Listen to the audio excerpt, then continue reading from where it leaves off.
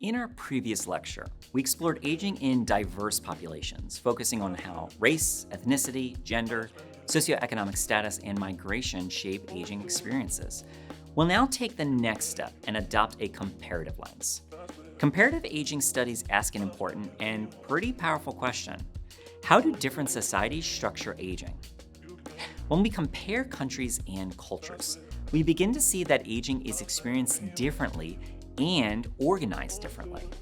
Policies, healthcare systems, cultural norms, family structures, and economic models all shape what later life looks like.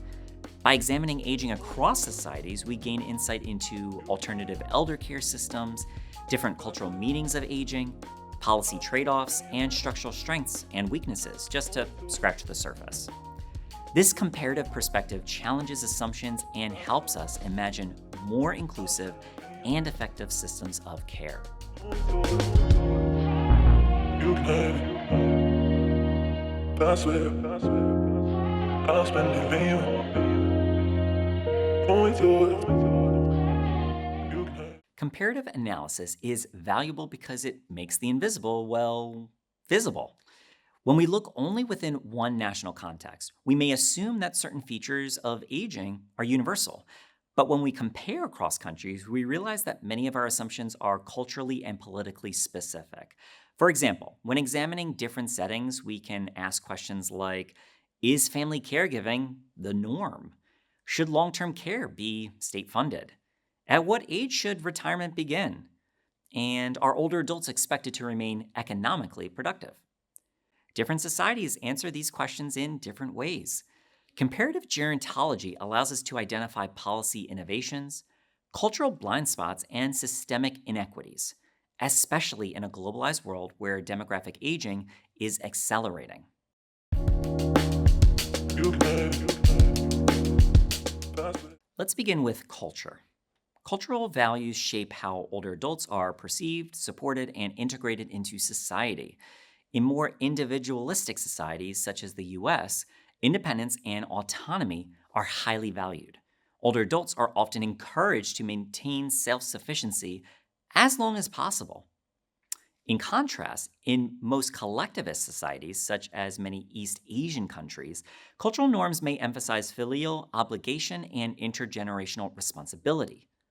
Adult children are often expected to provide care for aging parents. In some traditional societies, elders hold positions of authority and are seen as repositories of wisdom and tradition. However, modernization and urbanization can shift these norms, sometimes reducing the social status of older adults. While professionals working with older adults must be mindful of these differing cultural attitudes towards aging, it's also important to avoid romanticizing cultural reverence. Even in societies that emphasize filial piety, economic pressures, smaller family sizes, and migration can strain caregiving systems. We have to remember that culture is dynamic and can evolve over time. Aging norms, thus, can also evolve alongside social and economic change. You can, that's where. One of the most visible areas of cross national variation is elder care systems. Broadly speaking, we can identify three types of approaches. First, there are family based care models. In many countries, including parts of East Asia and Southern Europe, elder care relies heavily on family members. Long term care systems are less developed, and multi generational households are more common. Strengths of this model include strong intergenerational bonds, cultural continuity, and familiar caregiving environments.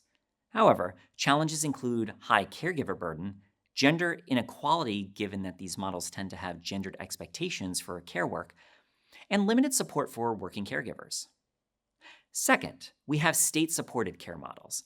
In contrast to family based models, countries such as Sweden and Denmark have developed robust, publicly funded long term care systems. These systems often include universal access to home care services, publicly financed residential care, and strong social safety nets. Strengths of this approach include reduced family burden, greater equity in access to care, and a professionalized care workforce. But these systems are expensive and face sustainability challenges as populations age rapidly. There are questions about having enough paid caregivers to accommodate the growing population of older adults. Finally, there are countries like the US which rely on a market based or hybrid model of care that combines public programs, private insurance, out of pocket payment, and family caregiving. This model allows flexibility and can address some of the limitations of the previous two models to some extent. But these models also often produce fragmented care, significant inequality, and high out of pocket costs. And ultimately, questions still remain about having enough caregivers overall. No model is perfect. Each reflects broader political and economic philosophies about the role of the state, market, and family. You can pass it. Demographic and economic change complicate elder care globally.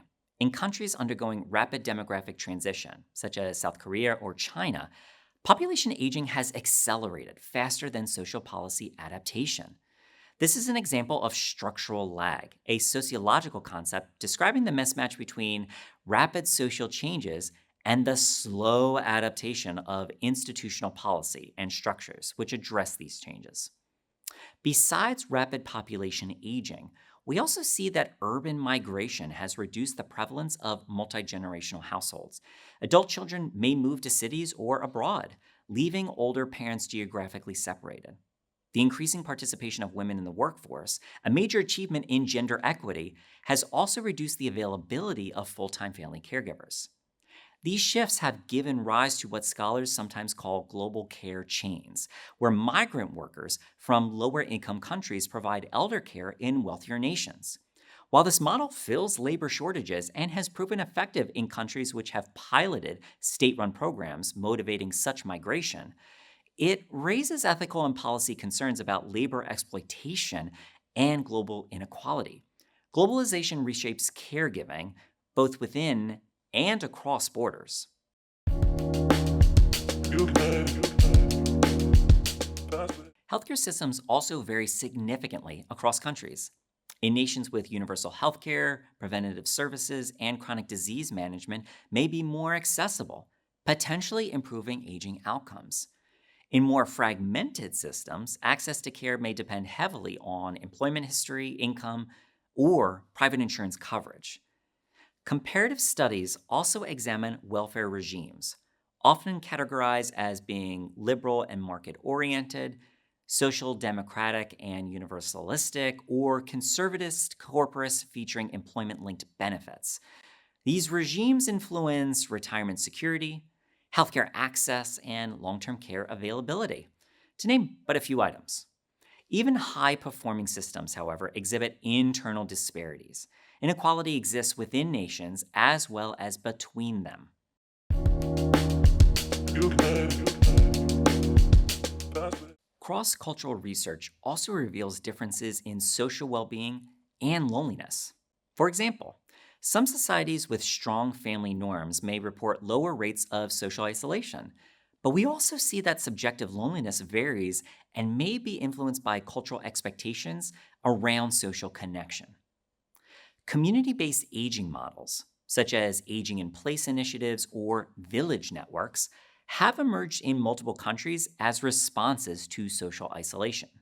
Comparative analysis shows that social infrastructure matters just as much as healthcare infrastructure. You can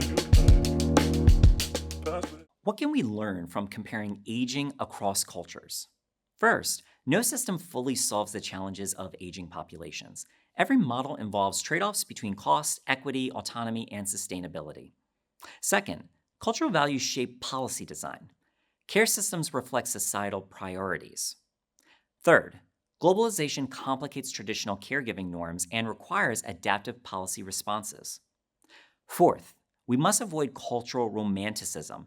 Idealized portrayals of respect for elders may overlook economic strain and inequality. Comparative aging studies encourage humility. They remind us that our own systems are neither inevitable nor universally optimal. You can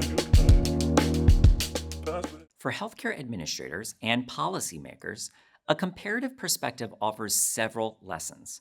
Consider alternative financing models for long term care. Integrate social and medical services more effectively. Support caregivers structurally, not just rhetorically. Anticipate workforce shortages in aging societies.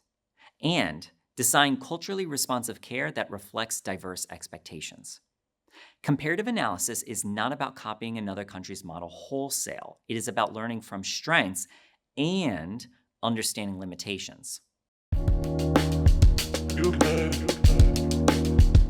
That's it. To summarize, aging is structured differently across societies. Culture and policy interact to shape elder care, social integration, and health outcomes. Globalization reshapes family systems and caregiving norms. No single model is perfect, but all models offer insight. As you reflect on today's lecture, consider this question.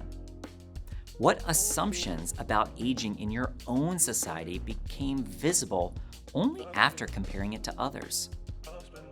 This concludes the second lecture for Module 5. If you have any questions about the material covered in this lecture, please contact your instructor for this course. Thanks for watching.